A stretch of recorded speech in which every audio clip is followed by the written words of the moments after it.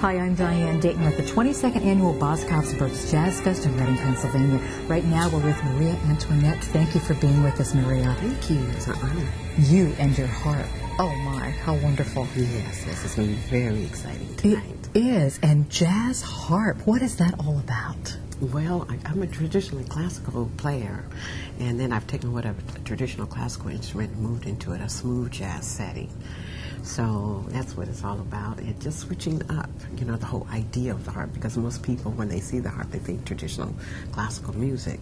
They don't think jazz or funk or special effects or, you know, all that sort of thing. So it makes it very exciting to see something that you normally don't see, particularly in a smooth jazz setting as well, to be shown in this light. Kind of out of the context of what you're used to seeing or hearing. Right, when you think of the harp. So how differently do you play this, or what are we going to hear that's different than what we may be expecting to hear? Well, the classical music is very melodic, you know, so I'll have some staccato stuff, some special effects, a little funky, rhythmic stuff. It'll be really different. Okay, now you started out playing piano, right? A little bit. How old were you then? 7. Okay, so you started playing on the piano. And it really wasn't my instrument. Okay. And it was one of those things we had to do when we were young. Right. And that's like, no, that's not my instrument. So I just kind of went along with that for maybe just about a year. Just kind of coast. It was kind of the thing we had to do in our house. But then at the school that I went to, I was in middle school, the teacher every year had a music month. And she brought in classical musicians from the orchestra, like viola, cello, violin, and then one day the harp came. And these musicians would do a demonstration about the instrument and how it coincided with the orchestra. So when I saw the harp, first of all, you know, visually beautiful. Yes. Secondly, the sound is so wonderful. So I knew then that's what I wanted to do. Okay. And I wanted to play that. So the teacher, the orchestral instrument became my teacher at that time. So she took me up to the 12th grade, just particularly all classical music. Wow. So bridging classical music with R&B, smooth jazz, is something I was reaching for, you know, because that's what the music I grew up with was R&B music. So it was a bit of a challenge making that transition. Still making that transition, still growing. It's a wonderful work in process. Yes, yes. Yeah. Now, what is it about the harp and children and education? What do we need to know or think about with Well, that? I think it's a great instrument for them to start on, you know.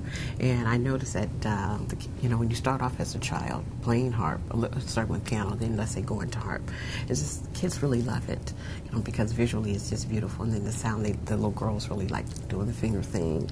And plus they get lots of attention at school, so they really like that. Yeah, they do. You've got a couple CDs, is that right? Yes, I do have a classical, and I have a smooth jazz CD that was produced by a well-renowned smooth jazz group called Fatburger. Oh, yes. Yeah, so Carl Evans Jr. Yes. was my producer at that time. He's now since passed away, but he's the one who really kind of moved me in to the whole smooth jazz thing, and I didn't know whether or not I could do it. He goes, yes, you can do it.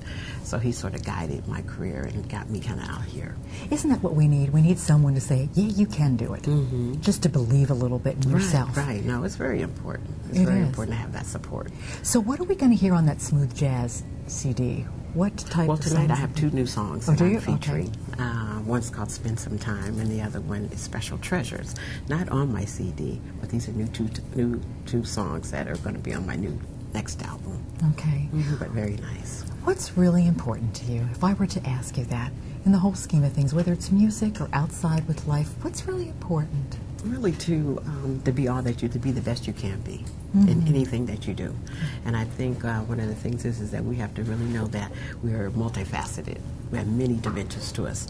I mean, we're musicians tonight, and we're doing a lot of things, but then when we get off stage, we may switch gears and do something else. And that the Creator has given us many gifts. Yeah. Many gifts. Yeah. And to be able to utilize all of those, right? To realize it and utilize it. Yeah. Yes, absolutely. Yeah, that's wonderful. Thank you so much for taking time today. Okay, I've really enjoyed talking to you. We're coming to you from the 22nd Annual Boscov's Jazz Fest in Reading, Pennsylvania.